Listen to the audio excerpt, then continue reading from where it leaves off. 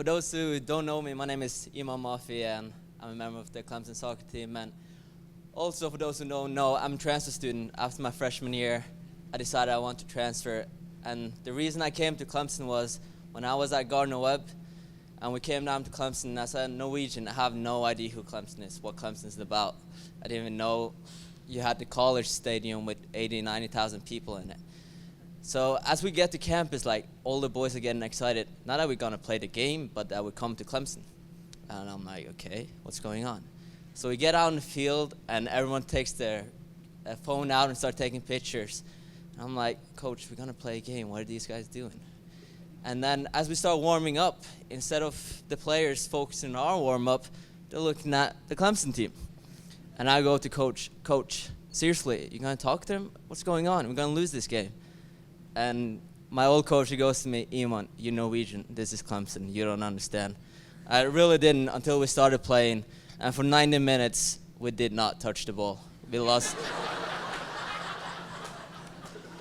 we lost 3-0, and it was the worst game of our season. So when I went to coach after our season and said I want to transfer, I knew as soon as Coach Noonan caught on me that I want to come to Clemson. And ever since I've gotten here 3 years ago, it's been the best experience of my life. So now I want to thank a couple of people. Steve Duzant, I want to thank you for appointing Lindsay to the men's soccer team. Because Lindsay, without you, I would not have graduated. I know I'm supposed to know how to set up my schedule, but I still don't know how to do it. And you save me every year. Thank you. Thank you for everything you guys do for us. Your work goes often unseen, but definitely not unappreciated. Without you guys, we wouldn't be treated as professionals here. I know a lot of us want to pursue playing in our professional careers, athletics, but everything that's set up here for us is really professional. And most importantly, thank you for your scholarships. Dan Radikovic, I gotta admit, last year around this time, I was pretty mad at you. Because we were getting ready for the College Cup at our old practice field, and you had decided that you're already going to break ground to new football facilities. And we were there trying to get ready, and then you got people working right next to us, and we couldn't concentrate, couldn't hear Coach what he was saying. Well, that's good sometimes, but not all the time.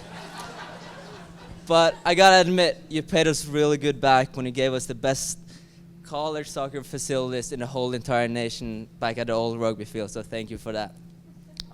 President Clements, thank you for representing our school the best way possible. You're the perfect face for our college. And seeing you coming to our games and tweeting about us really makes us feel appreciated, so thank you for that. Coach Noonan. Thank you, Coach. You've been a second father for me throughout my last 2.5 years here. We had our ups and we had some downs and agreements and disagreements. But I want you to know that the work you and the rest of the coaching staff puts down for us to prepare us for our games is really amazing. I don't believe there's any other college coaching staff or professional coaching staff that works as hard as you guys do. And I know why you came here. That was to win a national championship.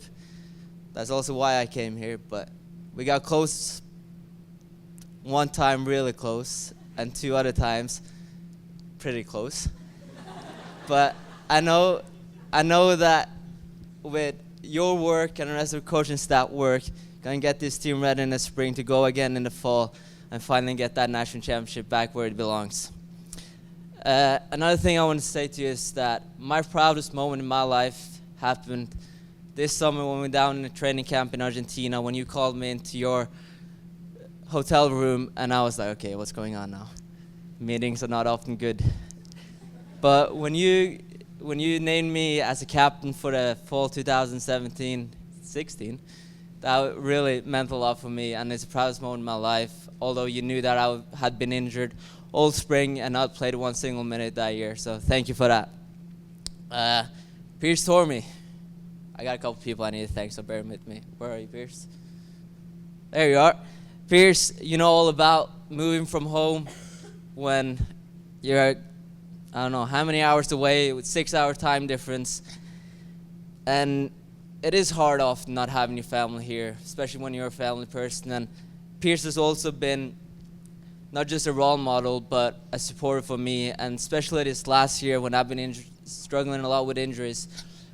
Especially this last fall when I got injured in the beginning of the season, and all the boys were going out traveling to all these games, and I had to stay. And especially as the captain of the team, you don't want to stay back and be in the gym with Rick, doing all kind of Versa climbers and Eurofit and just terrible things while the boys are out there. While the boys are out there doing what they love. And the support and encouragement you have given me throughout this time has really helped me. And the reason I got back during the NCAA tournament this year is largely because of you, so thank you for that. Now on to the two most important persons in my life, which is my mother and father, who flew in all the way from Norway today, my dad actually from Iran, to see me and share this moment with me. For those who don't know, me and my dad has a really weird experience, relationship. He's the most loving person off the field, and he makes sure that I got everything I need in order to be successful. Whenever I got a problem, I can call him. I know that next day will be fixed. But when it comes to the thing we're most passionate about, both of us, which is soccer, he's not as loving and caring. My goal in life is to play a game where I can call my dad and he has not one single negative thing to say. I'm 22 years old. I played this game from when I started walking. Still hasn't happened. I remember I was around 12 or 13 years old, and we're about to play this game against our arch rivals from the neighboring city. I absolutely hate that team. It's kind of like Clemson, South Carolina relationship we had there. And we go on, we win 5-1, and all the boys are buzzing. I scored 4 goals and had 1 assist.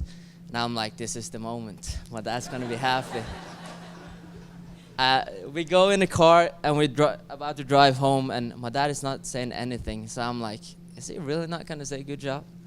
And then after 5 minutes, I finally go, all right, Dad, what do you think about the game? And I missed the chance in the last minute.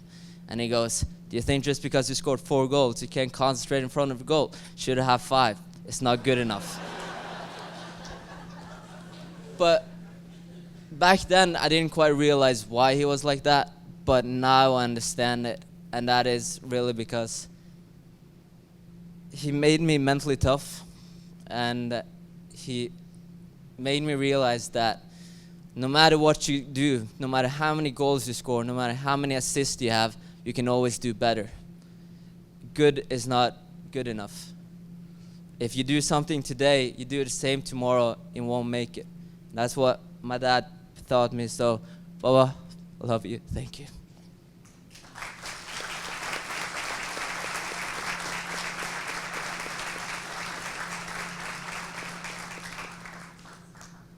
I was not gonna cry. My mom, you've been my best friend and the best mother a boy could ask for.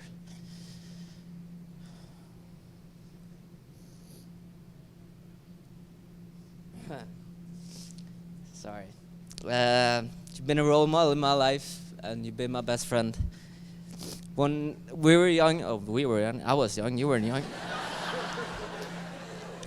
You made me a promise that if I want to be successful on the field, you're going to support me as long as I make sure that I get my degree.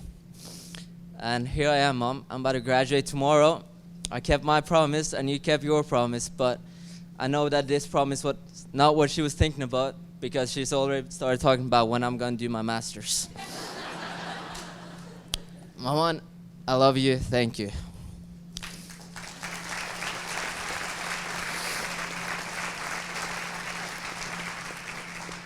To my fellow student athletes, we made it. We've done no more final exams unless you're gonna go on doing your master's. Whatever you guys gonna do, whether that's pursuing athletics, academics, or go in the real world and find a job, all I can say is be yourself, go out there and make a difference. Thank you. I love you all.